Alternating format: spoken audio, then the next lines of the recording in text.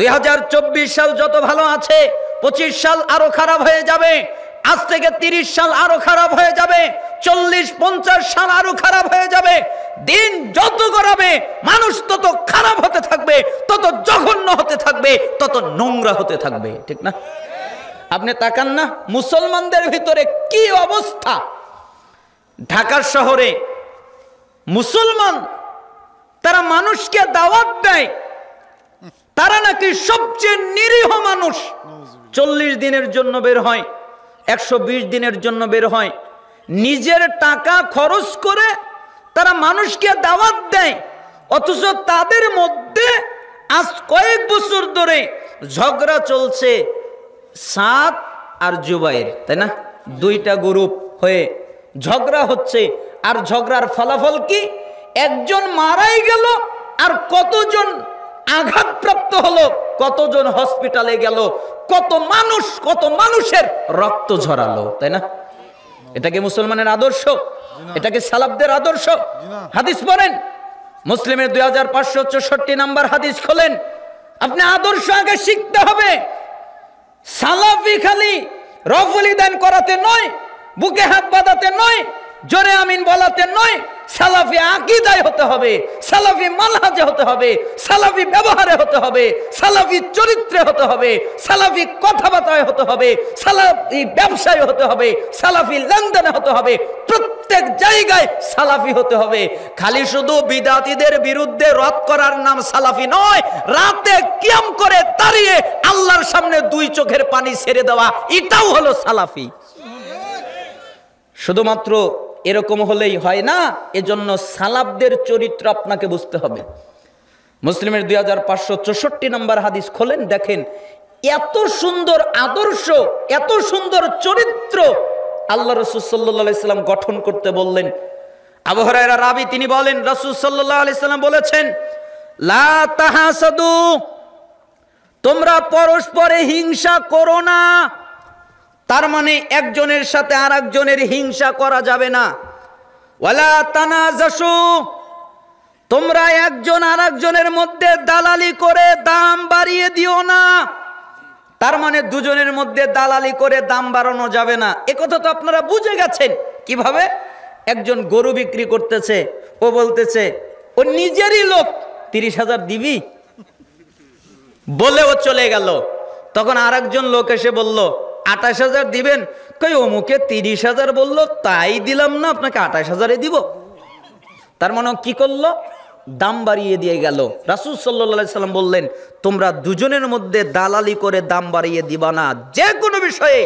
ওয়ালা তাবাগাদু, তোমরা নিজেদের মধ্যে বিদ্বেষ রাখবে না।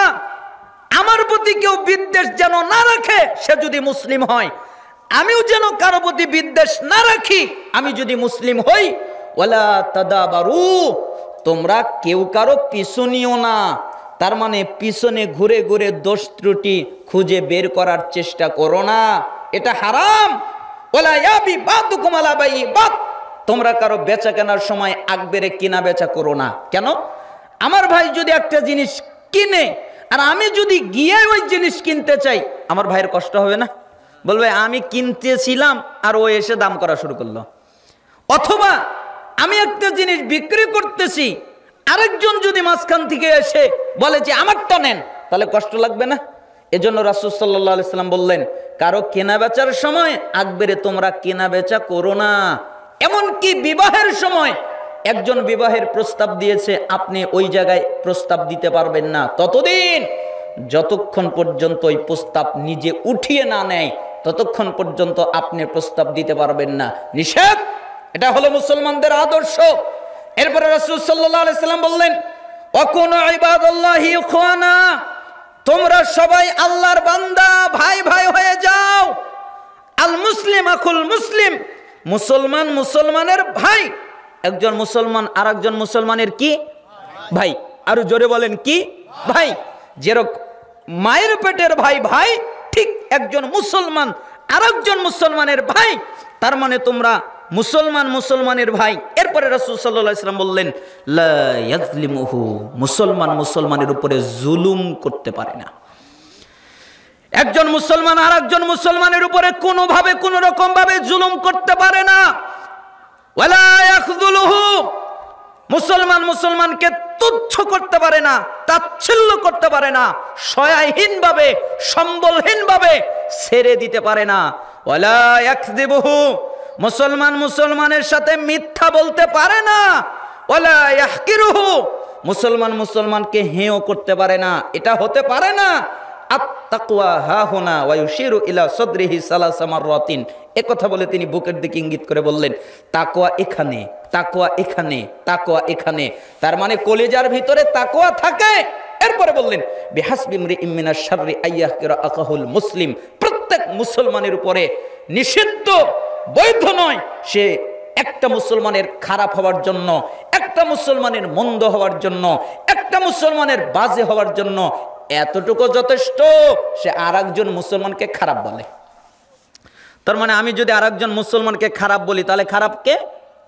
আমি আরেকজনকে খারাপ বলতে পারবো না। কেন আমি আরেকজনকে খারাপ বলবো? ও আমার চাইতে আল্লাহর কাছে বেশি প্রিয় হতে পারে, যেটা আমি জানি না। ওই রিকশাওয়ালাকে আমি আজকে ধাক্কা দিয়েছি, ওই রিকশাওয়ালাকে আজকে আমি গালি দিয়েছি, ওই রিকশাওয়ালা আমার কাছে 5 টাকা ভাড়া বেশি চেয়েছে, তাই আমি ওর উপরে জুলুম করেছি। হতে পারে আমি 5 ওয়াক্ত সালাত আদায় করি, কিন্তু ওই রিকশাওয়ালা রাত যখন গভীর হয় তখন আল্লাহর সামনে দাঁড়িয়ে 2 চোখের পানি ছেড়ে দেয়। এটা ঘটতে পারে, পারে না? ওই রিকশাওয়ালা আমার চাইতে আল্লাহর কাছে বেশি প্রিয় হতে পারে না? হতে পারে।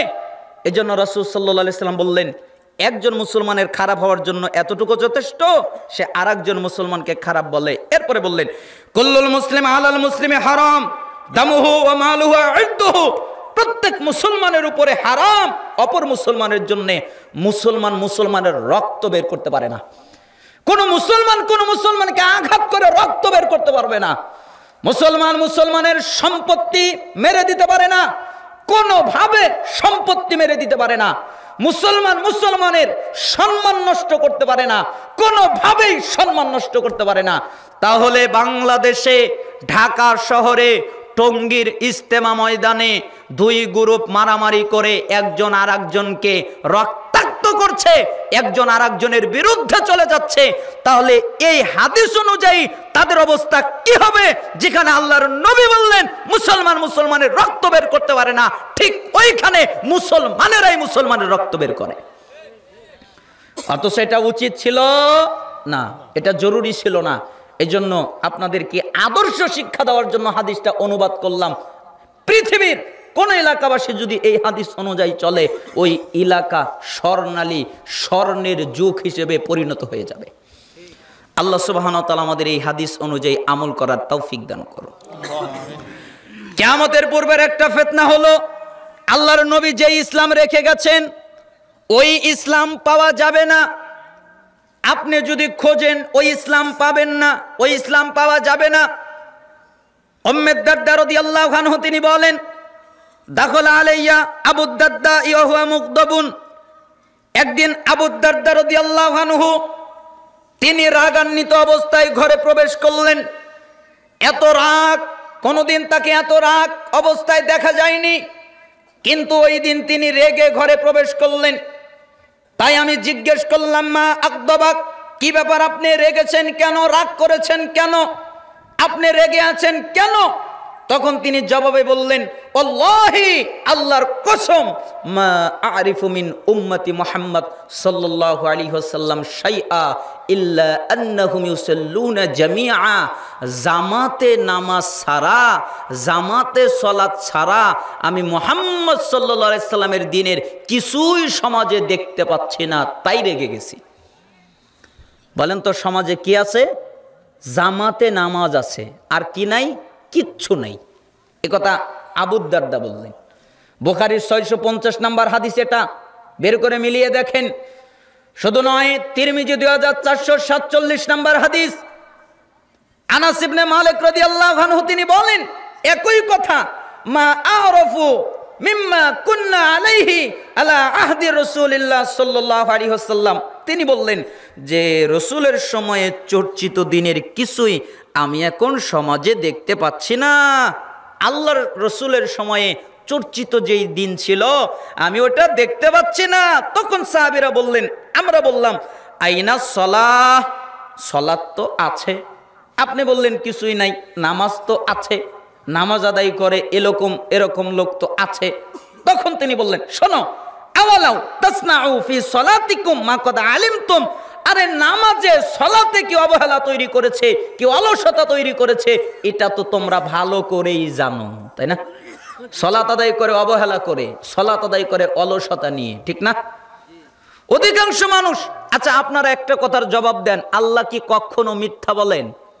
একথা ভাবাই গুনাহ। আল্লাহ কখনো মিথ্যা বলতে পারেন না, তিনি যা বলেন তাই সত্য, ঠিক না? তাহলে আল্লাহ যে কোরআন নাজিল করেছেন এর প্রত্যেক আয়াত সত্য না মিথ্যা? সত্য। যদি কেউ বলে যে আয়াতের একটা শব্দ মিথ্যা, তাহলে তার ঈমান থাকবে? তাহলে এই আয়াতের প্রত্যেকটা আয়াত কি সত্য? তাহলে আল্লাহ তাআলা বললেন, ইন্নাস সালাতা তানহা আনিল ফাহশাই ওয়াল মুনকার, নিশ্চয়ই সালাত মানুষকে পাপ থেকে বাঁচায়, অশ্লীলতা থেকে বাঁচায়, অন্যায় থেকে বাঁচায়। কিন্তু তো বুঝলাম না, নামাজ মানুষকে পাপ থেকে বাঁচায়, অন্যায় থেকে বাঁচায়, অশ্লীলতা থেকে বাঁচায়। ও নামাজও পড়ে, সুদও খায়, ও নামাজও পড়ে, ঘুষও খায়, ও নামাজও পড়ে, জিনা করে। তাহলে বোঝা যাচ্ছে কেমন ঘটলো? আল্লাহ বললেন নামাজ তাকে পাপ থেকে, অন্যায় থেকে, অশ্লীলতা থেকে বাঁচায়, আর ও নামাজ পড়ে এগুলো করে। তাহলে বোঝা যাচ্ছে ও নামাজই হয় নাই, ঠিক না? যেমন মুস্তাদরেক হাকিমের 8365 নম্বর হাদিস, আব্দুল ইবনে আমর রাদিয়াল্লাহু আনহু তিনি বলেন যে, ইয়াতিন নাস জামানুন ইয়াজতামিউনা ফিল মাসাজিদ ওয়া লাইসা ফীহিম মুমিন, অচিরেই কিছু মানুষ দলবদ্ধ হয়ে মসজিদে আসবে, একত্রিত হয়ে মসজিদে আসবে, কিন্তু দুঃখের বিষয় তাদের মধ্যে একজনও মুমিন থাকবে না, সবগুলো বেঈমান। সালাফরা এই বাক্যের ব্যাখ্যা করতে গিয়ে তারা বলেছেন এর মূল অর্থ হলো সত্যিকারের ঈমানদার পাওয়া যাবে না। সালাত আদায় করবে জামাতের সাথে, কিন্তু পরিপূর্ণ ঈমানদার পাওয়া যাবে না। তাই তো দেখি সালাত আদায় করে সুদ খায়, সালাত আদায় করে ঘুষ খায়, সালাত আদায় করে জিনা করে, সালাত আদায় করে ব্যভিচার করে, সালাত আদায় করে মিথ্যা বলে, সালাত আদায় করে গীবত করে, সালাত আদায় করে প্রতিবেশীকে কষ্ট দেয়, সালাত আদায় করে যত পাপ আছে সব করে। তার মানে বোঝা যাচ্ছে ওর সালাতও হচ্ছে না, আরো পরিপূর্ণ ঈমানদারও না। কথা বুঝতে পারছেন না? যদি ও পরিপূর্ণ ঈমানদার হতো আর যদি সালাত কবুল হতো, তাহলে যত পাপ আছে সমস্ত পাপ থেকে বের হতে পারত, ঠিক না? আল্লাহর আয়াত তো, আল্লাহ তো আর মিথ্যা বলেন না। নিশ্চয়ই সালাত মানুষকে পাপ থেকে বাঁচায়, তার মানে পাপ থেকে বাঁচতে পারছে না, বোঝা যাচ্ছে ওর সালাত হচ্ছে না, ও পরিপূর্ণ ঈমানদার এখনো হতে পারে নাই। এজন্য বললেন অলসতার সাথে সালাত আদায় করবে, রাসূলের সময়ের দিন পাওয়া যাবে না। আকীদায় দেখেন কত বিভ্রান্তি রয়ে গেছে। আমাদের দেশের এক শ্রেণীর মানুষ বলেই দেয় যে আল্লাহ নিরাকার, বলে না? কতজন বলে? আপনাদের এলাকার লোকেরা হয়তো বলেন আপনারা আহলুল হাদিস মানুষ, কিন্তু আমরাও বলতাম আল্লাহ আমাকে ক্ষমা করে দিক, কারণ আমরা জানতাম না, আমরা বুঝতে পারি নাই।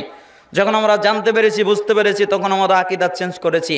তখন আমি আকীদা চেঞ্জ করার পরে বুঝলাম কি আশ্চর্য কথা, এরা বলে আল্লাহ নিরাকার, আবার এরাই বলে যে জান্নাতে সবচেয়ে বড় নিয়ামত আল্লাহ দেখা। আরে আল্লাহ যদি অস্তিত্বই না থাকে তো জান্নাতে দেখবে কি? দুনিয়ায় একটা জিনিস অস্তিত্ব নাই, মানুষ তাও বলে, ওটা হলো ঘোড়ার ডিম, বলে না? ঘোড়ার ডিম খুব বলে, কিন্তু ঘোড়ার কি ডিম আছে? নেই। অথচ আল্লাহর অস্তিত্ব আছে, তাও বলে আল্লাহ নিরাকার। আল্লাহর হাত নাই? আল্লাহর হাত আছে, আল্লাহর পা আছে, আল্লাহর চেহারা আছে, আল্লাহ কথা বলেন, আল্লাহ শোনেন, আল্লাহ খুশি হন, আল্লাহ রেগে যান। এখন যদি আপনি বলেন কেমন, তাহলে আমি বলবো আল্লাহর যেমন লাগবে আল্লাহ তেমন। তার মানে রাসূলের দেওয়া দিন পাওয়া যাবে না, তার বিশুদ্ধ আকীদা অনেক জায়গায় পাওয়া যাবে না, সালাত বিশুদ্ধভাবে পাওয়া যাবে না। কত মানুষ রাসূলের মতো সালাত আদায় করে না, রাসূলের পদ্ধতিতে সালাত আদায় করে না, নিজেদের মাযহাবের বানানো পদ্ধতিতে সালাত আদায় করে, নিজেদের তরিকায় সালাত আদায় করে, রাসূলের নিয়ম নীতিতে সালাত আদায় করে না। কত মানুষ রাসূলের পদ্ধতিতে যাকাত দেয় না।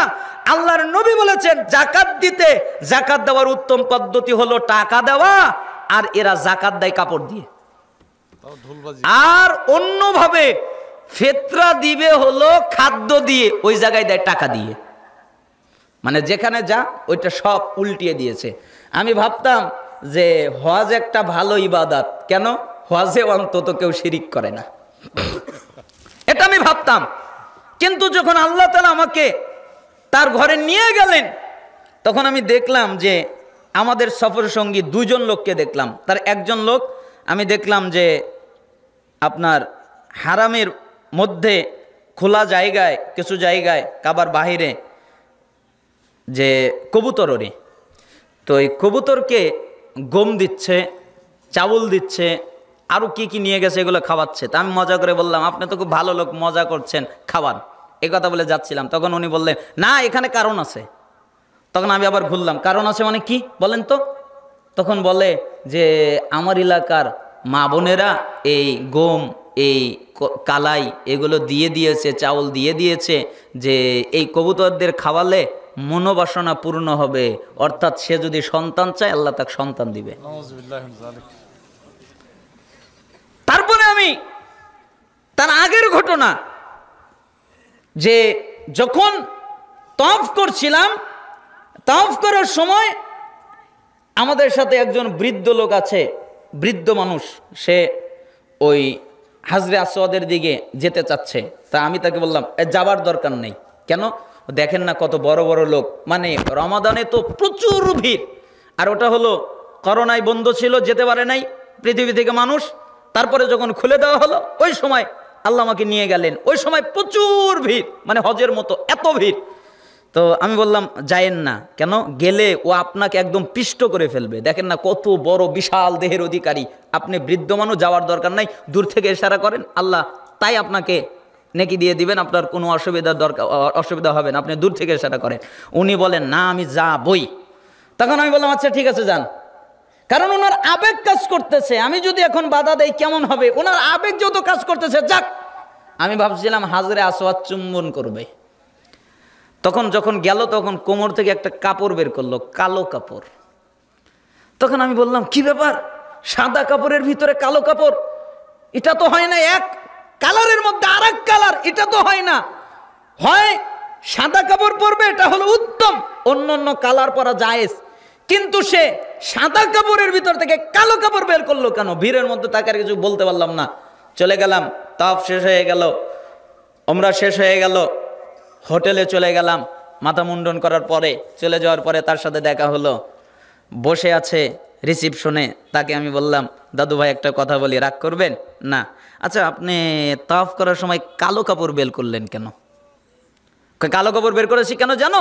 আমার এলাকার একজন বোন আছে, একজন মেয়ে আছে, তার সন্তান হয় না, অনেক দিন ধরে বিবাহ হয়েছে কিন্তু সন্তান হয় না। সে আমাকে কাপড় দিয়েছে আর বলেছে কাবা ঘরের সাথে ঘষে আনবেন, ওইটা আমি আমার পেটে ঘষবো, তাহলে আল্লাহ আমাকে সন্তান দিবে। মানে ওর আকীদা কি? তখন আমি বললাম আপনাকে পেটন দেয় নাই? আপনি যেটা ঘষতে গেছেন পেটন দেয় নাই? কয় না, বাড়ি কয়েকটা দিছে। তো বাড়ি দিয়েছে, তাও কি ঘষছেন? কয় না, ঘষার পরেই বাড়ি দিয়েছে। তার মানে ও ঘষেই আছে। তে ওই ওমরা যে করতে গিয়েছে ওটা কি কবুল হলো? তার মানে এটার ভিতরেও শিরক। আমি বুঝতে পারতাম না কি আকীদা, কি বিশ্বাস। তার মানে হজের মধ্যেও মানুষ শিরিক করে বেড়ায়। রাসূলের যুগের, রাসূলের সময়ের হজ পাওয়া যায় না। এজন্য সালাফরা বললেন, উসমান রাদিয়াল্লাহু আনহু যখন ইন্তেকাল করলেন, এরপরে যখন মুসলিমদের মধ্যে দ্বন্দ্ব লেগে গেল, তখন তিনি এই কথা বললেন। তার মানে এখনকার সময়, এখনকার অবস্থা কত জটিল আর কঠিন হতে পারে। কিয়ামতের পূর্বের একটা ফিতনা। আবু উমামা আল বাহিলি রাদিয়াল্লাহু আনহু তিনি বলেন, রাসূল সাল্লাল্লাহু আলাইহি ওয়াসাল্লাম বলেছেন, ইসলামের রশি একের পর এক ছিঁড়ে যাবে। যখন কোনো রশি ছিঁড়ে যাবে, তখন মানুষ তার পরেরটা ধরে থাকার চেষ্টা করবে।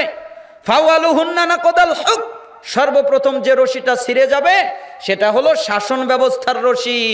তোমরা শাসন ব্যবস্থা পাবে না, শাসন ব্যবস্থা পাওয়া যাবে না। এখন জোর যার মুল্লুক তার, যার ক্ষমতা বেশি সে মানুষের উপরে জুলুম করে বেশি। এখন জুলুমের উপরে, এখন অত্যাচার উপরে, এখন মিথ্যার উপরে, এখন ধোঁকাবাজির উপরে, এখন চাঁদাবাজির উপরে, এখন অত্যাচারের উপরে শাসন ব্যবস্থা চলে। তার মানে তোমরা শাসন ব্যবস্থা পাবে না, এটা প্রথমে চলে যাবে। ওই রকম শাসন ব্যবস্থা তোমরা পাবে না। ওয়া আখিরুহুন্নাস সালাহ, আর শেষ যেটা চলে যাবে সেটা হলো সালাত, সেটা হলো নামাজ। তোমরা সালাত পাবে না, তোমরা নামাজ পাবে না। তার মানে এক সময় নামাজও কি হয়ে যাবে, উঠে যাবে। আচ্ছা, বাংলাদেশ কয় পার্সেন্ট মুসলমানের দেশ? আরো জোরে বলেন, কয় পার্সেন্ট? 90 বা 93, যাই বলেন, কম বেশি। তে আমি আশ্চর্য হই যে বাংলাদেশের 90% যদি বলা হয় মুসলমান, তার 88% হলো বেনামাজি। আর যদি বলেন 93% মুসলমান, তাহলে আর 91% হলো বেনামাজি। ঠিক না? নামাজ পড়ে না। তাই তো সুদাইস হাফিজাহুল্লাহ তার খুতবার মধ্যে একদিন বলেই ফেলেছিলেন, বাংলাদেশ ওটা তো ভৌগোলিক মুসলমান, মানে ভৌগোলিকভাবে ওরা মুসলিম, কিন্তু ইমানের কারণে, আকীদার কারণে ওরা মুসলিম নয়। এজন্য রাসূল সাল্লাল্লাহু আলাইহি সাল্লাম বলেছেন, লা তাতরুকান্না সালাতান মাকতুবাতান মুতাআম্মিদান ফাইন্না মান তারাকা সালাতান মাকতুবাতান মুতাআম্মিদান ফাকাদ বারিয়াত মিনহু জিম্মাতুল্লাহ। তোমরা ইচ্ছা করে সালাত ছেড়ে দিও না, ইচ্ছা করে নামাজ ছেড়ে দিও না। কেন? যে ব্যক্তি ইচ্ছা করে নামাজ ছেড়ে দেয়, সালাত ছেড়ে দেয়, আল্লাহ তার উপর থেকে দায়িত্ব উঠিয়ে নেয়। মানে আল্লাহর কোনো দায়িত্ব তার উপরে নাই। অন্য হাদিসে এসেছে আল্লাহর দ্বীনের কোনো দায়িত্ব নাই, অন্য হাদিসে এসেছে আল্লাহ রসুলের দায়িত্ব নাই। তার মানে আল্লাহ থেকে মুক্ত, আল্লাহ রসুল থেকে মুক্ত, আল্লাহর দ্বীন থেকে মুক্ত যারা সালাত আদায় করে না। আপনাদের এলাকায়, আপনারা তো আহলুল হাদিস মানুষ, আপনাদের এলাকায় তো অনেক আলেম ওলামা আসে। আচ্ছা, আপনারা কি বলেন, যারা নামাজ পড়ে না ওরা কি মুসলমান? আরো জোরে বলেন, ওরা কি মুসলমান? তাহলে কি কাফের? কেন বলতে ভয় পাচ্ছেন? যারা নামাজ পড়ে না ওরা কি কাফের? দলিল সূরা তাওবার 5 নম্বর আয়াত, সূরা তাওবার 11 নম্বর আয়াত, অথবা আপনি মুসলিমের 82 নম্বর হাদিস দেখতে পারেন, ইন্না বাইনা রাজুলা বাইনা শিরক ওয়াল কুফর সালাহ। নিশ্চয় একটা ব্যক্তির মধ্যে পার্থক্য হলো সালাত। যারা সালাত আদায় করে ওরা ঈমানদার, যারা সালাত আদায় করে না ওরা কাফের। তিরমিজি 2618 নম্বর হাদিস, বাইনাল কুফরি ওয়াল ঈমান তারকুস সালাহ। নিশ্চয় একটা ঈমানদার একটা কাফের, এদের মধ্যে পার্থক্য সালাত। যারা সালাত আদায় করে ওরা ঈমানদার, যারা সালাত আদায় করে না ওরা কাফের। তিরমিজি 2621 নম্বর হাদিস, আলাহাদুল্লাযী বাইনানা বাইনাহুমুস সালাহ ফামান তারাকাহা ফাকাদ কাফার।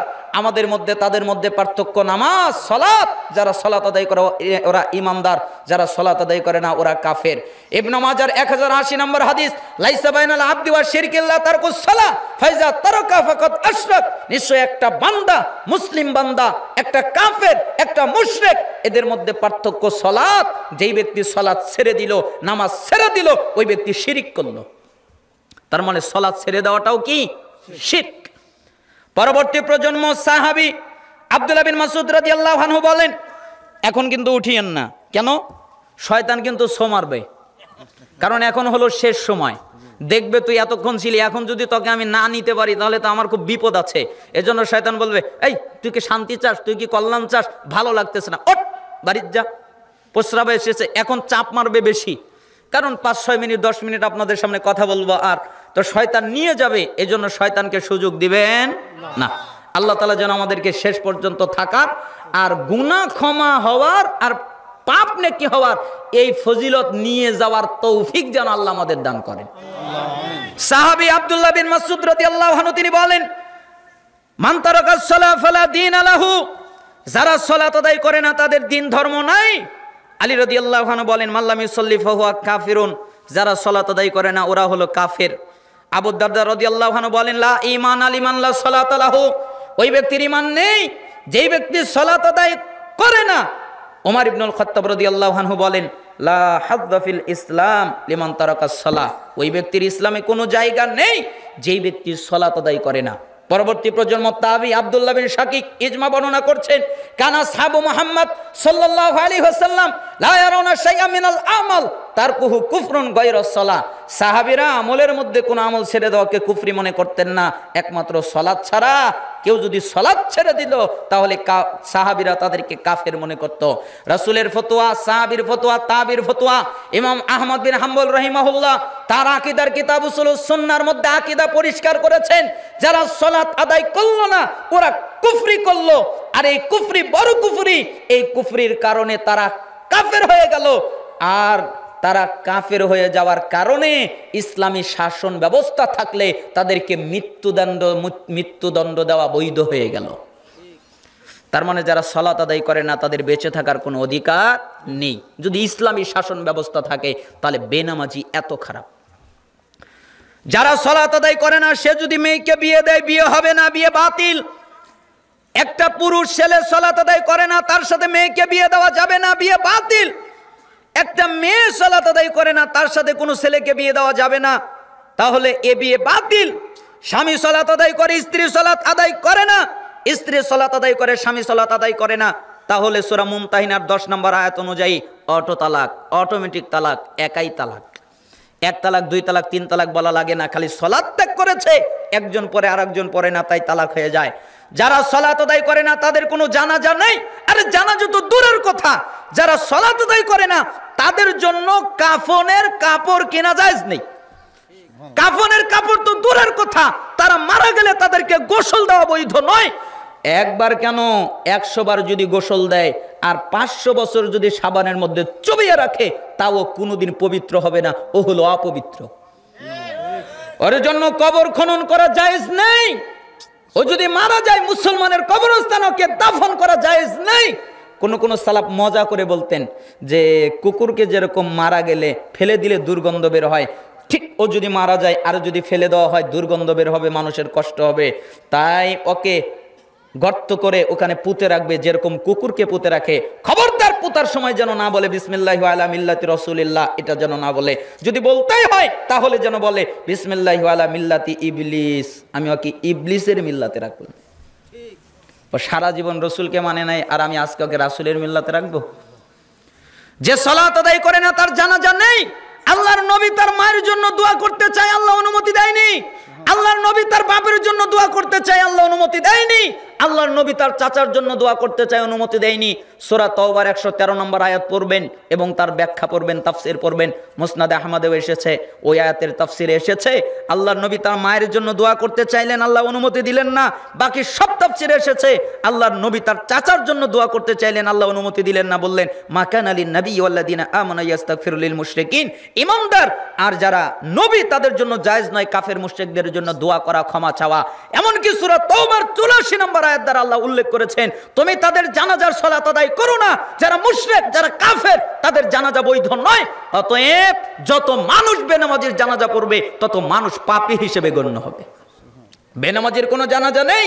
বেনামাজি যদি কোনো পশু জবে করে, মুরগি জবে করে, গরু জবে করে, ছাগি জবে করে, ছাগল জবে করে, উট জবে করে, হালাল কোনো প্রাণী জবে করে, তাহলে তার জবকিত গোশত খাওয়া জায়েজ নেই। ইমাম আহমদ বিন হাম্বল রাহিমাহুল্লাহ বলতেন একমাত্র বিদাতিরাই বলতে পারে জায়েজ, কিন্তু আহলুস সুন্নাহ ওয়াল জামাতের আকীদা অন্তর্ভুক্ত যারা তারা একমত বেনামাজির জবকিত জন্তুর গোশত খাওয়া যাবে না। তাহলে বেনামাজি কত খারাপ। আর ওর এক নেকিও নাই। আমি নামাজ না পড়লে কি হবে, আমি এত মোটাও দান করি, আমি রমজানের রোজা রাখি, আমি যাকাত দেই, আমি হজ করি। আচ্ছা বাজারে যদি কেউ বাজার করতে যায় আর বিশাল বড় একটা ব্যাগ নিয়ে যায়, ব্যাগের নিচে যদি কাটা থাকে তাহলে বলেন তো কয়টা বাজার আনতে পারবে? একটাও না। এজন্য আল্লাহ নবী সাল্লাল্লাহু আলাইহি ওয়াসাল্লাম বলেছেন আউয়ালু মা ইউহাসাবু বিহিল আবদু ইয়াউমাল কিয়ামাতিস সালাহ ফাইন সালাহা সালাহা সাইরু আমালিহি ওয়া ইন ফাসাদাত ফাসাদা সাইরু আমালিহি। কিয়ামতের দিন বান্দার সর্বপ্রথম হিসাব হবে সালাতের। যার সালাত টিকবে যত ইবাদত করেছে সব টিকবে, যার সালাত টিকবে না যত ইবাদত করেছে সবগুলো বাতিল হয়ে যাবে। তাবারানী মুজামুল কাবির 639 নম্বর হাদিস, 641 নম্বর হাদিস। আজীব একটা হাদিস। রাসূল সাল্লাল্লাহু আলাইহি ওয়াসাল্লাম বলেন যে ব্যক্তি কোনো দ্বীনি মজলিসে যায় এরপরে 3টা কাজ করে, 1 বসে যায়, 2 মনোযোগ দিয়ে আলোচনা শোনে, তার মানে বাদাম খায় না, বুট খাই না, কালাই খাই না, চা খাই না, কফি খাই না, পান খাই না, পানি খাই না, কারোর সাথে কথাবার্তা বলে না। এই দেখেন, এই জায়গায়ও আপনার সাথে আমার বুঝ মেলে নাই। কেন? রাসূল সাল্লাল্লাহু আলাইহি সাল্লাম বলছেন, মনোযোগ দিয়ে যে জ্ঞান অর্জন করে, তো মনোযোগ মানে পানি খেলে মনোযোগ থাকে, বাদাম খেলে, বুট খেলে, কালাই খেলে, চা খেলে, আরো কিছু খেলে মনোযোগ থাকে? মনোযোগ থাকে না। তো আমার বুঝ, যেহেতু পানি, চা, কফি এগুলো খেলে মনোযোগ নষ্ট হয়, তাই আমি আমার বক্তব্যের শুরু থেকে নিয়ে আজ পর্যন্ত জিন্দিগিতে 1 সেকেন্ডের জন্য পানি পান করিনি। কারণ আমি যেন আল্লাহর আয়াত পড়ছি, রসুলের হাদিস পড়ছি, ওই জায়গায় আমি অন্য কাজ করব কিভাবে আমার ভয় করে। এই যেটা আমার বুঝ, তা আপনার বুঝের সাথে তো আমার এক হবে না। আপনি যা মনে চাই তা খান। আলবানী রহিমাহুল্লাহর কাছে গেলেন, আলবানী রহিমাহুল্লাহকে বললেন যে বিন বাজ রহিমাহুল্লাহ বলেছেন যে রুকু থেকে উঠে আবার হাত বাঁধবে। এজন্য দেখবেন মক্কা মদিনার যত ইমাম এবং অধিকাংশ আলেম রুকু থেকে উঠে রফুল ইদান করে আবার হাত বাঁধে, তাই না? তো আলবানী রহিমাহুল্লাহ বললেন যে ওটা ঠিক না। কেন? সে বুঝতে পারে নাই। তখন ওই লোকটা আবার বিন বাজ রহিমাহুল্লাহর কাছে আবার চলে গেলেন যে, হে শেখ, আপনি রুকুর পরে হাত বাঁধেন, এটা কেমন? এটা কি হাদিসে আছে? কোন হাদিসে কি আছে যে রুকু থেকে উঠে আবার হাত বাঁধবে? বিন বাজ রহিমাহুল্লাহ বলেন, এমন কোনো হাদিস নাই, তবে একটা বিশুদ্ধ হাদিস আছে, তার বিশুদ্ধ বুঝ আছে। তখন তিনি বললেন, ওই হাদিসটা কি আর ওই বুঝটা কি বলেন। তখন তিনি বললেন, রাসূলুল্লাহ সাল্লাল্লাহু আলাইহি ওয়াসাল্লাম বলেছেন, লোকেরা দাঁড়ানো অবস্থায় বাম হাতের উপরে ডান হাত রাখবে। তে রুকুর পরে, রুকু থেকে উঠে বসে থাকে না দাঁড়িয়ে থাকে? কই রুকু থেকে উঠে তো দাঁড়িয়েই থাকে, তাই ওই সময় হাত বাঁধবে। হাদিস কিন্তু এটা। ওই লোকটা আবার দৌড়ে আলবানী রহিমাহুল্লাহর কাছে গেলেন, গিয়ে বললেন, শায়েখ বিন বাজ রহিমাহুল্লাহ এই কথাটা বলেছেন। তখন তিনি বললেন, না না না, এরকম হবে না, ওটা বিদআত। কেন? রাসূল সাল্লাল্লাহু আলাইহি সাল্লাম বলেছেন যে কোন ব্যক্তি যদি রুকু থেকে ওঠে তাহলে তার অঙ্গ যেন ওই জায়গায় ফিরে যায়। তো হাত যদি বাঁধে তাহলে অঙ্গ তো আর তার নিজস্ব জায়গায় ফিরে গেল না। হাত যদি ছেড়ে দেয় তাহলে নিজস্ব জায়গায় ফিরে গেল, তাই হাত ছেড়ে দিবে, তাই হাত বাঁধা বিদআত। ওই লোক আবার দৌড় দিয়ে বিন বাজ রহিমাহুল্লাহর কাছে গেলেন। এবার গিয়ে বললেন যে, শায়েখ আলবানী রহিমাহুল্লাহ এই কথাটা বলেছেন, তা আপনি কি কিছু বলবেন? তখন তিনি বললেন, উনি যেই হাদিস বলেছে এটাই দলিল। আচ্ছা বলো তো, প্রথমত এই হাদিসটা বিশুদ্ধ নয়। আচ্ছা ধরলাম উনি হাদিসের পণ্ডিত, উনি হাদিস তাহকিক করেন, এই হাদিস ওনার কাছে সহি। অতএব এই হাদিস যদি সহি হয় তাহলে এই হাদিস কি বোঝাচ্ছে? যে পূর্বের জায়গায় তার অঙ্গ ফিরে যাবে। তে তুমি বলো, তুমি যখন সলাতে ছিলে তোমার কি হাত বাঁধা ছিল না ছাড়া ছিল? বাঁধা ছিল। কয় না, হাত তো বাঁধা ছিল। কয় তাহলে রুকুর পরে হাত বাঁধবে। দেখেছেন, হাদিস কিন্তু একটাই, কিন্তু কি হয়ে গেল? বুঝ ভিন্ন হয়ে গেল। দুজনের বুঝ একরকম হলো না। আমি বলেছিলাম যে সুর দিয়ে বক্তব্য দেওয়া নিষিদ্ধ। এই বাংলায় নিষিদ্ধ যদি বলতাম তাহলে হয়তো অনেক সহনশীল দেখা যেত, কিন্তু আমি বলেছি হারাম। ওই যে নিষিদ্ধর বাংলা হলো নিষিদ্ধ আর আরবি হলো হারাম। এজন্য দেখা যায় অনেকজন খেপে গেছে। আপনি করেন, আপনার সাথে আমার কোনো মারামারি নেই, ঝগড়া নেই, আপনি করছেন। ওই যে দেখা যায় কান্নাকাটি করে এমন সুর দেয়, একদিন এই এলাকায়, আরেকদিন আরেক সুর দিয়ে ওই এলাকায়। 5 তারিখে ছিলাম ওখানে, 7 তারিখে গেলাম ওখানে, 10 তারিখে গেলাম ওখানে, 12 তারিখে গেলাম ওখানে। আমি জীবনের প্রথম উঠলাম এই এলোপ্লেনে। এই সুর হারাম না জায়েজ? বুঝেন না? কোরআনের আয়াত তেলাওয়াত করতে হয় আয়াত বাই আয়াত। আপনি এক টান দিয়ে পুরো সূরা একদমে শেষ, কথা বুঝতে পারেন নাই? সুর দিয়ে তো কোরআন পড়তে হয়, তো একসাথে যে সম্পূর্ণ সূরা ফাতিহা পড়তে হয় এরকম বিধান তো রাসূল থেকে নেই। তো রাসূল সাল্লাল্লাহু আলাইহি ওয়াসাল্লাম বক্তব্য দিতেন, তার কণ্ঠ বেড়ে যেত, চক্ষু লাল বর্ণ ধারণ করত, মনে হতো তিনি সৈন্যবাহিনীদের ধমক দিচ্ছেন। তো রাসূলের পদ্ধতি নিলে সমস্যা কি? কথা বোঝেন নাই? এই জন্য আপনার বুঝের সাথে আমার বুঝ মিলবে না। কেন? আমি বুঝেছি যে রাসূল যেহেতু এইভাবে এই পদ্ধতিতে কথা বলতেন, তাই আমি এই পদ্ধতিতেই কথা বলবো। কেউ থাকে থাকলো, না থাকলে না থাকলো। নূহ আলাইহিস সালাম দাওয়াত দিয়ে 40 জনের বেশি পেলেন না, আলহামদুলিল্লাহ আমি তো অনেক পেয়েছি, তাই না? এই জন্য ইখতিলাফ হতে পারে, বুঝ আলাদা ঘটতে পারে। এজন্য রাসূল সাল্লাল্লাহু আলাইহি সাল্লাম বলেছেন, মাই ইরিদুল্লাহু বিহি খায়রান ইউফাক্কিহু ফিদ্দীন। আল্লাহ যার কল্যাণ চান, আল্লাহ যার ভালো চান, আল্লাহ যার কল্যাণ চান, তাকে দ্বীনের গভীর ইলম জ্ঞান দান করেন। মানে এইখানে কিন্তু আল্লাহ বলেননি যে মিশর থেকে পড়ে আসলে বেশি জ্ঞান হবে। এখানে কিন্তু বলেননি মুফতি হলে বেশি জ্ঞান হবে। এখানে কিন্তু বলেননি যে দাওরা পাশ করলে অথবা কামিল করলে আল্লাহ তাকে সঠিক বুঝ দিবে। কত কামিল পাশ, কত মুহাদ্দিস এখন পর্যন্ত বিদাত আর শিরকি বোঝে না, তাই না? বিদাত করে বেড়ায়, শিরিক করে বেড়ায়। তাহলে আল্লাহ যার কল্যাণ চান তাকে ওই হাদিসের সঠিক বুঝ দান করেন। আবার আপনি বলেন না যে আমি আমার দিকে ইঙ্গিত করে বরত্ব দেখাচ্ছি। আল্লাহে, আল্লাহর কসম, এই ইচ্ছা চিন্তা আমার কলবের মধ্যে নাই। তার মানে বলছিলাম জ্ঞান অর্জন করতে হবে কেন? আমার একটা বুঝ হলো যে মসজিদে যাবে 2 কাজে। কয় কাজে? 2 কাজে। একটা হচ্ছে সালাত পড়তে, আরেকটা হচ্ছে জ্ঞান অর্জন করতে। কিন্তু অধিকাংশ মানুষ সালাত আদায় করতে যায় কিন্তু জ্ঞান অর্জন করতে যায় না। আমাদের মসজিদে এই সিস্টেমই নেই। অথচ রাসূলুল্লাহ সাল্লাল্লাহু আলাইহি সাল্লামের সময়ে মসজিদই ছিল জ্ঞান অর্জন করার প্রাণকেন্দ্র, তাই না?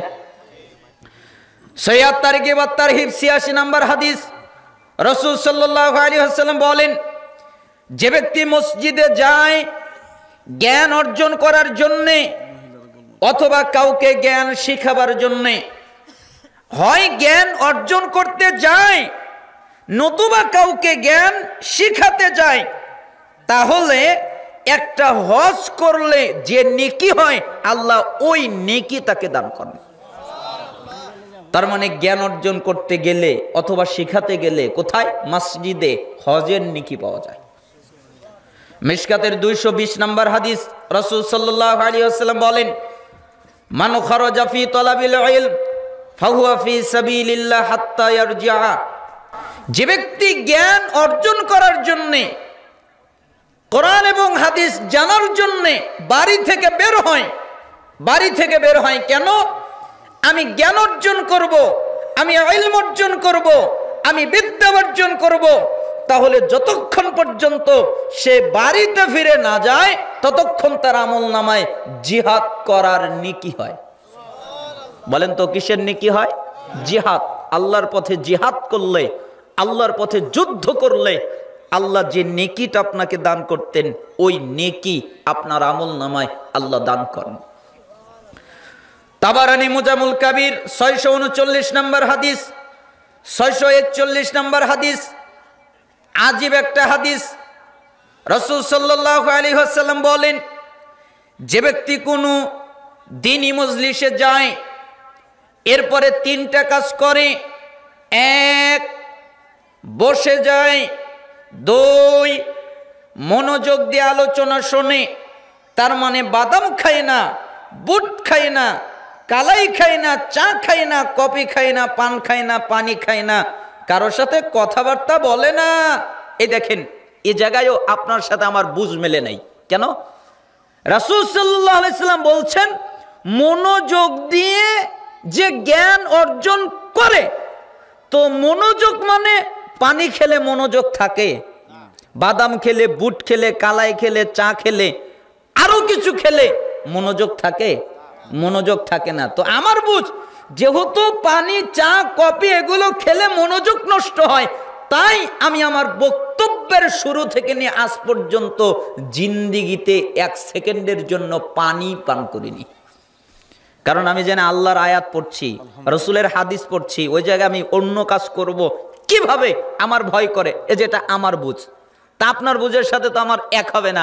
আপনি যা মনে চাই তা খান। কিন্তু হাদিসে এসেছে যে মনোযোগ দিয়ে আলোচনা যে শোনে, তার মানে অমনোযোগ হয়, এরকম কোনো কাজ করে না, শেষ পর্যন্ত থাকে। মানে বৈঠক শেষ যতক্ষণ পর্যন্ত না হয় ততক্ষণ পর্যন্ত তারা থেকে বৈঠক শেষের দোয়া পাঠ করে উঠে যায়।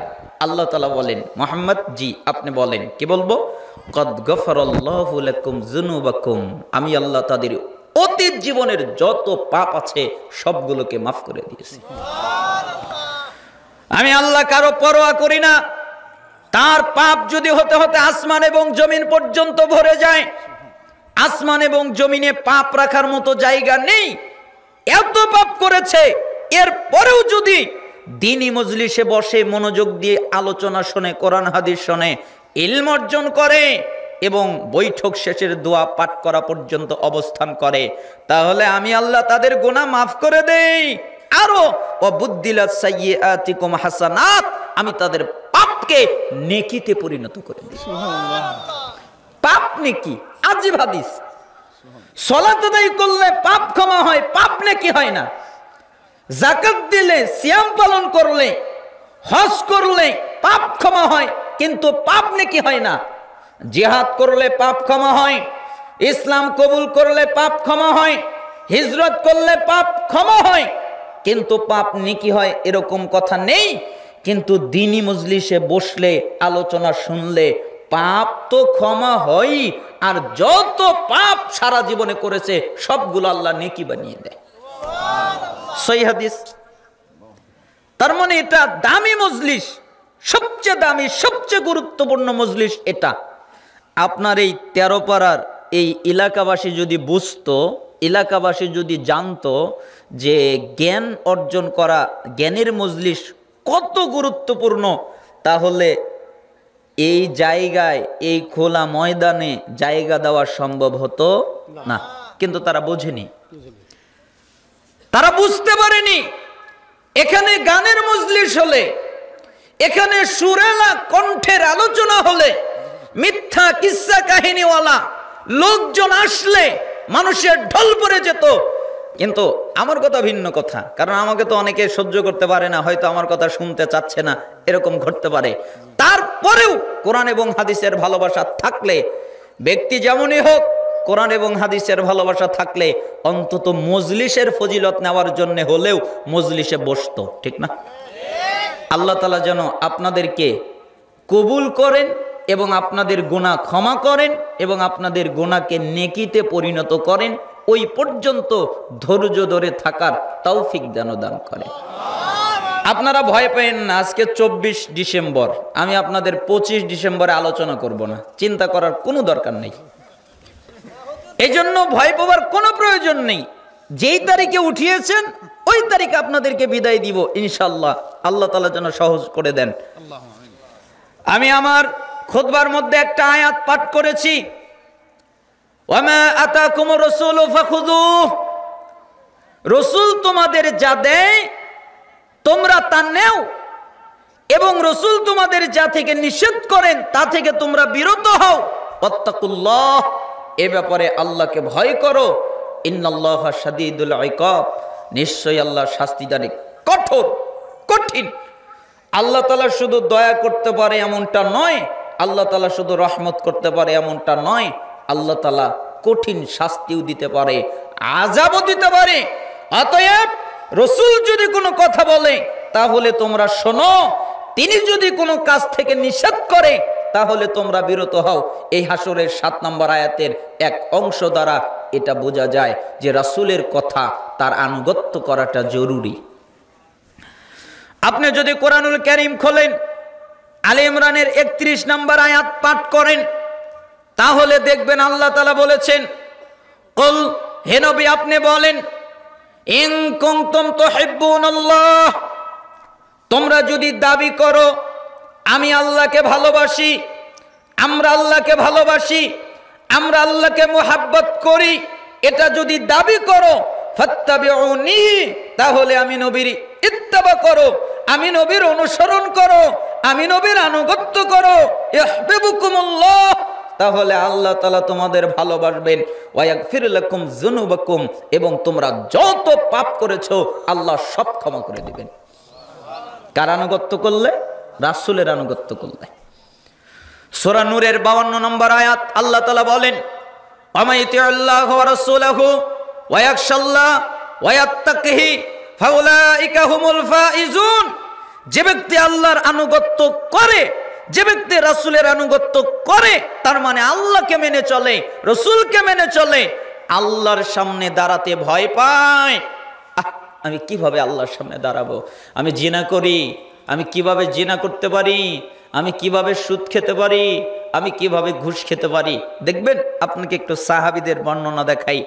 মাইজ বিন মালিক কি পরিমাণ আল্লাহকে ভয় করতেন। রাসূল সাল্লাল্লাহু আলাইহি সাল্লামের কাছে আসলেন, আল্লাহর নবী, জি আপনি আমাকে পবিত্র করেন। আরে যাও, যা করেছো করেছো, আল্লাহর কাছে মাফ চাও, আল্লাহর কাছে ক্ষমা চাও, আল্লাহ তোমাকে মাফ করে দিবে, আল্লাহ তোমাকে ক্ষমা করে দিবে, চলে যাও। মাইজ বিন মালিক চলে গেলেন।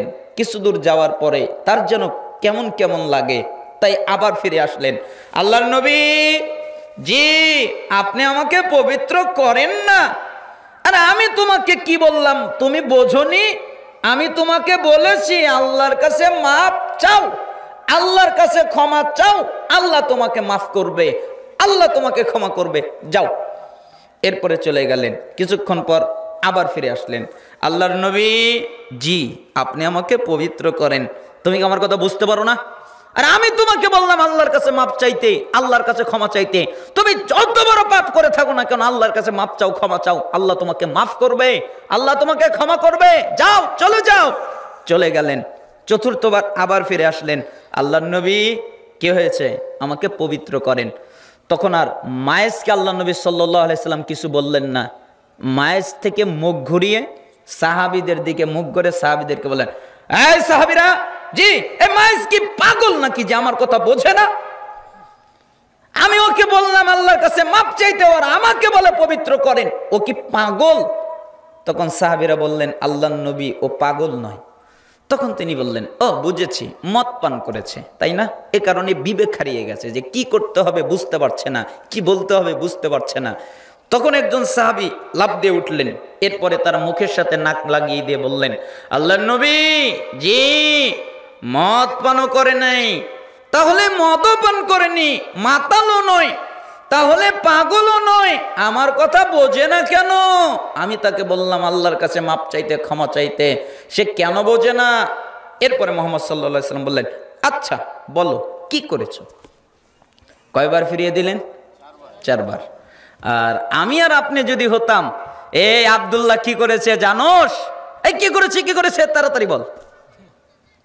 আর মুহাম্মদ সাল্লাল্লাহু আলাইহি সাল্লাম শুনতেই চাচ্ছে না, ফিরিয়ে দিচ্ছেন, যাও, যা করেছো করেছো, আল্লাহর কাছে মাপ চাও। চতুর্থবার যখন আসলেনই তখন তিনি বললেন, আচ্ছা কি করেছো? তখন তিনি বললেন, মানুষ যেটা বৈধভাবে করে আমি সেটা অবৈধভাবে করেছি, জিনা করেছি। তখন রাসূল সাল্লাল্লাহু আলাইহি সাল্লাম বললেন, আহ ইস, কতই না ভালো হতো আমায় যদি না জানাতে।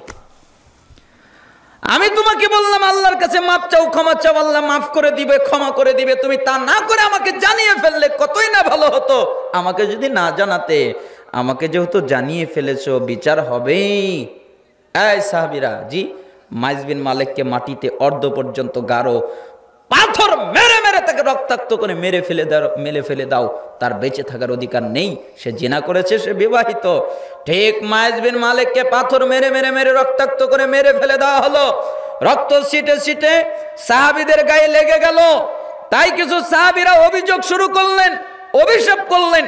তখন রাসূল সাল্লাল্লাহু আলাইহি সাল্লাম বললেন, সাহাবীরা জি শোনো, মায়েজ বিন মালিক যে তওবা করেছে, এই তওবা তামাম পৃথিবীর সমস্ত উম্মতের মধ্যে, মানুষের মধ্যে যদি বন্টন করে দেওয়া হয়, ওদের আর তওবা লাগবে না। মায়েজের এক তওবায় ওরা মুক্তি পেয়ে যাবে। এটা হলো মায়েজের তওবা। আর মিশকাতে এসেছে 70 জন কে সে যদি জিহাদ থেকে পালিয়ে আসে, কোন বর্ণনা এসেছে 70 জন পাপিষ্ঠ যদি ক্ষমা চায়, ক্ষমা নাও চায়, তাও এই মায়েজ বিন মালিকের তওবা দিয়ে তাদেরকে ক্ষমা করে দেওয়া হবে। এটা হলো মায়েজ বিন মালিকের তওবা। আর মুসান্নাফ ইবনে আবি শাইবা এসেছে গোটা উম্মত তাদেরকে ক্ষমা করে দেওয়া হবে। মায়েজ বিন মালিকের এই এক তওবা এত পাওয়ারফুল, কেন? আল্লাহর সামনে দাঁড়াতে ভয় পেতেন। তাই আল্লাহ তাআলা বললেন, যে ব্যক্তি আল্লাহর সামনে দাঁড়াতে ভয় পায়, ওয়ায়াত্তাকিহি, এবং তাকওয়া অবলম্বন করে, তাকওয়া মানে পাপ থেকে বেঁচে চলে, সে হলো মুত্তাকি, তাকওয়া অবলম্বন করে, ফাউলাইকা হুমুল ফাইজুন, এরাই হলো সফল কাম। সূরা নিসার 13 নম্বর আয়াত, সূরা ফাতহের 17 নম্বর আয়াত, আল্লাহ তাআলা বলেন, যারা রাসূলের আনুগত্য করে আল্লাহ তাআলা তাদের এমন জান্নাত দেবেন যে পায়ের নিচ দিয়ে নদী প্রবাহিত হবে।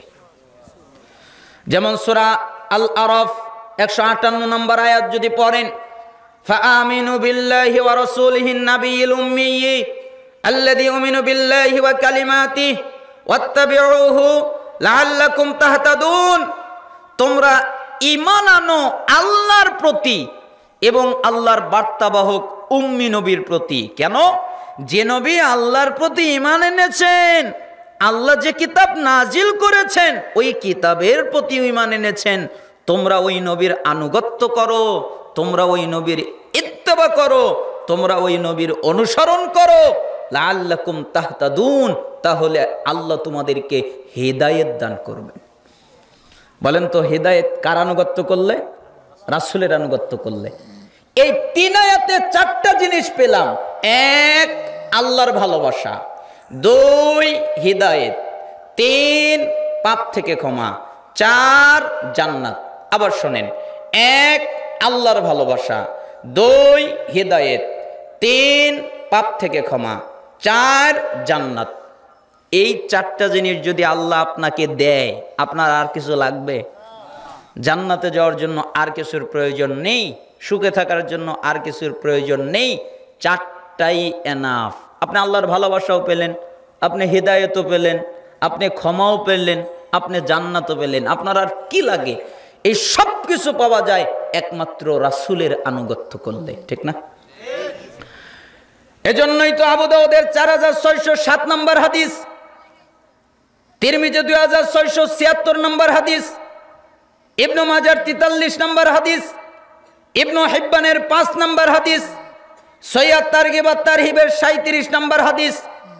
রাসূল সাল্লাল্লাহু আলাইহি ওয়াসাল্লাম বলেন, ওয়া ইন্নাহু মান ইয়াইশ মিনকুম বাদি ফাসায়ারা ইখতিলাফান কাসীরা ফালাইকুম বিসুন্নতি ওয়া সুন্নাতিল খুলাফাইর রাশিদিন আল মাহদিয়্যিন আদ্দু আলাইহা বিন নওয়াজিজ। শোনো, তোমরা যারা আমার পরে বেঁচে থাকবে, আমি আর তোমাদের মধ্যে বেশি দিন বেঁচে থাকবো না, তোমরা যারা আমার পরে বেঁচে থাকবে তারা দেখতে পাবে অনেক ইখতিলাফ, অনেক মতভেদ, অনেক মতানৈক্য, একজনের সাথে আরেকজনের কোনো মিল নেই, এরকম তোমরা দেখতে পাবে। যখন তোমরা ইখতিলাফ দেখবে, যখন তোমরা মতভেদ দেখবে, এক হুজুর এক রকম বলে, আরেক হুজুর আরেক রকম বলে, এক বক্তা এক রকম বলে, আরেক হুজুর আরেক বক্তা আরেক রকম বলে, যখন তোমরা আলেমে আলেমে ইখতিলাফ দেখবে, মতভেদ দেখবে, তখন তোমাদের উপরে আবশ্যক কর্তব্য হলো আমার সুন্নাতকে আঁকড়ে ধরা, আমার খোলাফায়ে রাশিদিনের সুন্নাতকে আঁকড়ে ধরা, মারির দাঁত দিয়ে কামড়ে শক্ত করে আঁকড়ে ধরা। মারির দাঁত দিয়ে কামড়ে শক্ত করে আঁকড়ে ধরার কথা তিনি কেন বললেন? কারণ একটা কাপড়কে যদি কেউ মারির দাঁত দিয়ে কামড়ে ধরে, যেরকম টেনে মারির দাঁত থেকে তার মুখ থেকে ছুটানো যায় না সহজে, ঠিক তুমি সুন্নাত আমল করবে এত জটিল ভাবে যেন তোমার থেকে সুন্নাতকে আলাদা করা না যায়। এজন্যই তো আমি মাঝে মধ্যে বলি যে বাপ আহলে হাদিস, তাই আমি আহলে হাদিস, একথা বিশুদ্ধ নয়। বাপ আহলে হাদিস দেখে আমি আহলে হাদিস, আর বাপ যদি আহলে হাদিস না হয় আমি আহলে হাদিস নয়, একথা ঠিক নয়। বাপ আহলে হাদিস নয়, কিন্তু আমি আহলে হাদিস হতে পারি। পৃথিবীতে যেখানে যারা মানুষের মতামত উপেক্ষা করে কোরআন এবং বিশুদ্ধ হাদিস মেনে চলে, ওরাই হলো আহলে হাদিস। আলহামদুলিল্লাহ। এজন্যই আমরা বলতে চাই, আমরা হলাম আহলুল হাদিস মানুষ। আমাদের আকীদা, আমাদের বিশ্বাস, আমাদের ঈমান এতটা মজবুত, আমরা এতটা মজবুত করেছি সুন্নাতকে পালন করার ক্ষেত্রে যে আমরা ফাঁসির মঞ্চে ঝুলতে রাজি আছি। প্রয়োজনে ফাঁসির মঞ্চে ঝুলে আমাদের জীবনকে বিসর্জন দিয়ে দিব, তবু ইমামের পিছনে সূরা ফাতিহা পড়া বন্ধ করতে, আমিন জোরে বলা বন্ধ করতে ছাড়তে পারবো না। কেন? আমরা হলাম আহলুল হাদিস। আমরা রফুল ইদাইন বন্ধ করতে পারবো না, আমরা বুকে হাত বাঁধা বন্ধ করতে পারবো না, আমরা পায়ে পা কাঁধে কাঁধ মিলানো বন্ধ করতে পারবো না, আমরা ইমামের পিছনে সূরা ফাতিহা পড়া বন্ধ করতে পারবো না, আমরা জোরে আমিন বলা বন্ধ করতে পারবো না। কেন? আমরা হলাম আহলুল হাদিস। আহলুল হাদিস মানে সে কোরআন এবং হাদিসকে, সুন্নাতকে শক্ত করে আঁকড়ে ধরে। আর আল্লাহ নবী সাল্লাল্লাহু আলাইহি সাল্লাম তো বলেইছেন যে তোমাদের সময়ে এমন একটা যুগ আসবে, এমন একটা সময় আসবে, যেই সময়ে আমার সুন্নাতের উপরে অটল থাকা, কায়েম থাকা কঠিন হয়ে যাবে। কিন্তু ওই সময়েও যদি কেউ আমার সুন্নাতের উপরে অটল থাকে, তাহলে 50 জন শহীদের সওয়াব আল্লাহ তাকে একাই দান করবে। এজন্যই আপনাদেরকে অনুরোধ করতে চাচ্ছি, রাসূলের সুন্নাত, রাসূলের কথা, রাসূলের আনুগত্য করাটা কত যে জরুরি। বুখারীর ৭২৮০ নম্বর হাদিস, আবু হুরায়রা রাবি, তিনি বলেন রাসূল সাল্লাল্লাহু আলাইহি ওয়াসাল্লাম বলেছেন, কুল্লু উম্মতি ইয়াদখুলুনাল জান্নাহ ইল্লা মান আবা। আমার যত উম্মত আছে সবাই জান্নাতে যাবে, কেউ বাকি থাকবে না। আমার উম্মতেরা জান্নাতে যাবে, বাকি কেউ থাকবে না। তবে যারা আবা করে তারা জান্নাতে যাবে না। আবা শব্দের অনেকগুলো অর্থ হয়, দুটি অর্থ বেশি গ্রহণীয় এবং আমাদের দেশে খুব পরিচিত। তার একটা হলো, যে ব্যক্তি বলে আমি রাসূলকে মানি না সে আবা করে, অথবা যে ব্যক্তি বলে আমি জান্নাত মানি না সে আবা করে। যে বলে আমি রাসূলকে মানি না, যে বলে আমি জান্নাত মানি না, সে আবা করে। তাই সাহাবীরা জিজ্ঞেস করলেন, হে আল্লাহর রাসূল সাল্লাল্লাহু আলাইহি সাল্লাম, কে বলল আমি নবীকে মানি না, কে বলল আমি জান্নাত মানি না, এ কথা কে বলল, কে আবার আবা করলো? তখন তিনি বললেন, শোনো, মান আতাআনি দাখালাল জান্নাহ, যারা আমার আনুগত্য করলো ওরা জান্নাতে চলে গেল। ওমান আসানি ফাকাদ আবা, যারা আমার অবাধ্যতা করলো ওরাই আমাকে অস্বীকার করলো। তার মানে আমি নবী যেটা নিষেধ করেছি, ওই নিষেধকৃত বিষয় যে করবে, ওই নিষেধকৃত বিষয় যে আনুগত্য করবে, যে মেনে চলবে, ওই আমাকে অস্বীকার করলো, ও আমাকে মানলো না। তার মানে বোঝা যাচ্ছে রাসূলকে মানার অর্থ হলো তার আনুগত্য করা, রাসূলকে না মানার অর্থ হলো তার আনুগত্য না করা। বুঝতে পারেননি? এই জন্য একজন সালাফ বলেছেন যে মানুষ কথার মাধ্যমে রাসূলকে মানে, তার মানে যদি জিজ্ঞেস করা হয় আপনারা কি রাসূলকে মানেন, তাহলে সবাই বলবে হ্যাঁ আমরা রাসূলকে মানি। তার মানে কথার মাধ্যমে এরা রাসূলকে মানে, কিন্তু আনুগত্যের মাধ্যমে এরা রাসূলকে ত্যাগ করে। কেন? আনুগত্যের সময় আর রাসূলের আনুগত্য করে না, ইত্তেবা করে না, শয়তান যা বলে তাই করে, ঠিক না? এই জন্য সালাফের একটা বাণী আছে যে অকুলতুম নুহিব্বুর রাসূল সাল্লাল্লাহু আলাইহি ওয়াসাল্লাম ওয়া তারাকতুম সুন্নাতাহু, তোমরা বলো আমরা রাসূলকে ভালোবাসি, আমরা রাসূলকে মহব্বত করি, এ কথা তোমরা বলো, কিন্তু তোমরা নিজেরাই রাসূলের সুন্নাত ত্যাগ করো। আর ওই দিকে ওয়াকুলতুম নালআনু ইবলিস ওয়া তা'তুমুহু, তোমরা বলো ইবলিস খারাপ, ইবলিস জঘন্য, ইবলিস মন্দ, কিন্তু তোমরা নিজেরা ওই ইবলিশকেই মানো, তাই না? বলে আমরা রসুলকে ভালোবাসি কিন্তু তার সুন্নাত ত্যাগ করে, আর এদিকে বলে আমরা ইবলিশকে ঘৃণা করি কিন্তু সে ইবলিশের আনুগত্য করে। তার মানে এতক্ষণ দ্বারা আমি আপনাকে বুঝাতে চাইলাম আল্লাহর নবী যা বলবেন আপনার জন্য মানা বাধ্যতামূলক, জরুরি, যদি কল্যাণ পেতে চান, ঠিক না? কেন? রসুলকে মানা মানে আল্লাহকেই মানা। সূরা নিসার ৮০ নম্বর আয়াতে আল্লাহ তাআলা পরিষ্কারভাবে বলে দিয়েছেন, মাইয়াতিয়া রাসূল ফাকাদ আতা আল্লাহ, যে ব্যক্তি রসুলকে মানলো ওই ব্যক্তি কাকে মানলো? আল্লাহকে মানলো। আজকে আমি আপনাদের সামনে সংক্ষিপ্ত যে বিষয়ে আলোচনা করতে চাচ্ছি তা হচ্ছে কিয়ামতের পূর্বের ফিতনা। কিয়ামতের পূর্বে পৃথিবীতে অনেক ফিতনা ফাসাদ দেখা যাবে। তার কয়েকটি জরুরি ফিতনা আপনাদের সামনে উল্লেখ করতে চাচ্ছি হাদিসের মাধ্যমে। হুযায়ফা ইবনুল ইয়ামান রাদিয়াল্লাহু আনহু তিনি বলেন, রাসূলুল্লাহ সাল্লাল্লাহু আলাইহি ওয়াসাল্লাম বলেছেন, হুযায়ফা ইবনুল ইয়ামান বলেন, একদিন আল্লাহর নবী আমাদের মধ্যে দাঁড়ালেন, এরপরে কিয়ামত পর্যন্ত যা যা ঘটবে সব তিনি বললেন এটা হবে, তিনি বললেন সেটা হবে, তিনি বললেন এরকম হবে, তিনি বললেন সেরকম হবে, যা ঘটবে তাই বললেন। যার মনে রাখারও মনে রাখলো, যার ভুলে যাওয়ারও ভুলে গেল। আমার বন্ধুগণ যারা, আমার সাথীগণ যারা, আমি হুযায়ফার বন্ধু যারা, তারা জানে এমন কিছু বিষয় আছে যা আমি হুযায়ফা নিজেই ভুলে গেছি। ওই রকম ভাবে যখন তোমাদের কেউ দূরে চলে গেলে মানুষ তার চেহারা ভুলে যায়, আবার সামনে আসলে মানুষ তাকে চিনতে পারে, ঠিক না? যেমন এই বাপ বা আব্বা এই কথাটা যখনই বললাম তখনই কিন্তু আপনাদের পিতার কথা মনে হয়েছে, তাই না? এর আগে কিন্তু মনে ছিল না, এর আগে আমারও মনে ছিল না। যখন বললাম তখন মনে পড়ে গেল, অথবা যখন দেখব তখন মনে পড়ে যাবে ঠিক আমি হুযায়ফা এরকম ভাবে ফিতনা ভুলে গেছি।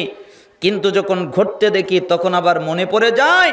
অত্র হাদিস দ্বারা বোঝা যায় কিয়ামতের আগে অনেক ফিতনা পৃথিবীতে নিপতিত হবে।